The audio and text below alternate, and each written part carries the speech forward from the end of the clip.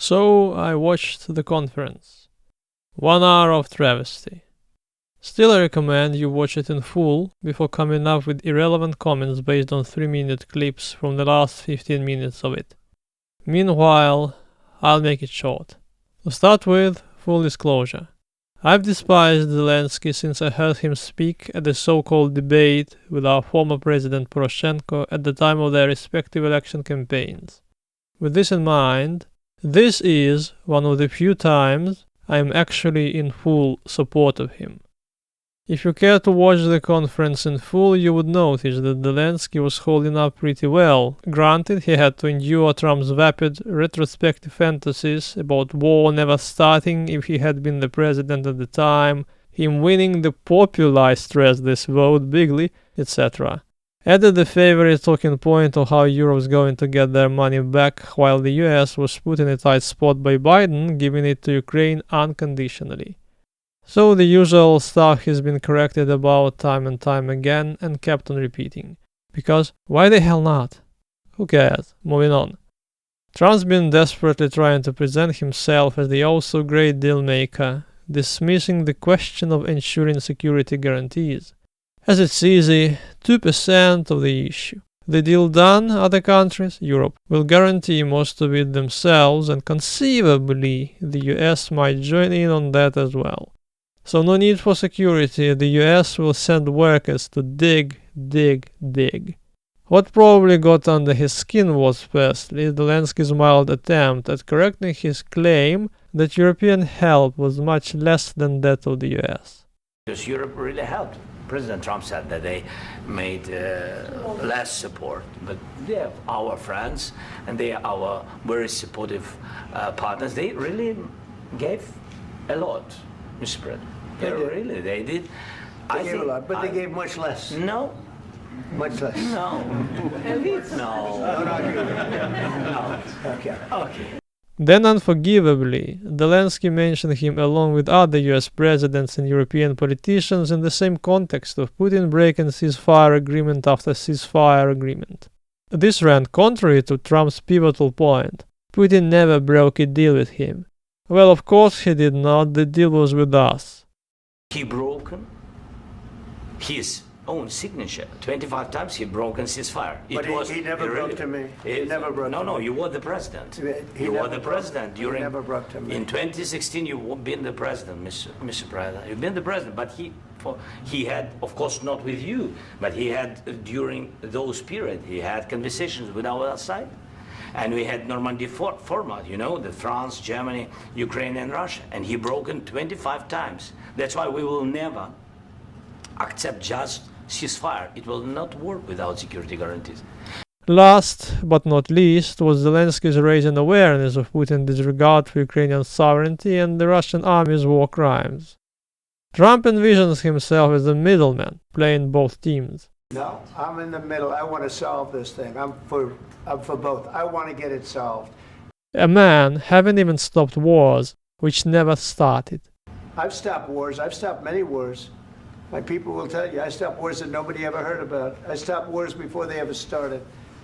You can look at some of, I could give you a lot of nations that would tell you right now they were probably going to war. I could tell you right now there's a nation thinking about going to war on something that nobody in this room has ever even heard about. Long story short, this is where it broke down fully. Contact line. Nobody stopped him. You know that we had conversations with him. A lot of conversation, my bilateral conversation, and we signed with him, me, like a new president. In 2019, I signed with him the deal. I signed with him, Macron and Merkel, we signed ceasefire. Ceasefire, all of them told me that he will never go. We signed him with gas contract, yes, but after that, he broken this ceasefire. He killed our people and he didn't exchange prisoners. We signed the exchange of prisoners, but he didn't do it. What kind of diplomacy, JD, you are speaking about? What do you mean? I'm talking about the kind of diplomacy that's going to end the destruction of your country. Yes, but if you Mr. President, with respect, I think it's disrespectful for you to come into the Oval Office and try to litigate this in front of the American media. Right now, you guys are going around and forcing conscripts to the front lines because you have manpower problems. You should be thanking the president for trying to bring an end to this conflict. Have you ever been to Ukraine that you say what problems we have? I have been to. Come once. I've actually watched and seen the stories.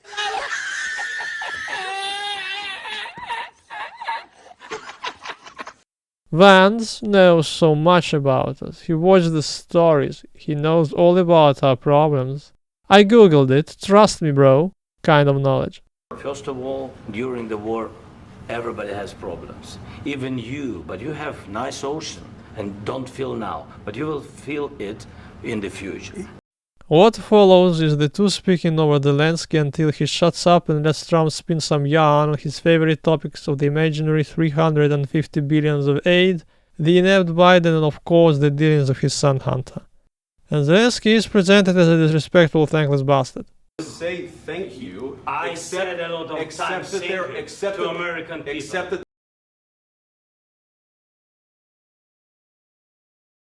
Have you said thank you once? This A lot entire of meeting? times. No, in this Even entire meeting, today. have you said thank Even you? today.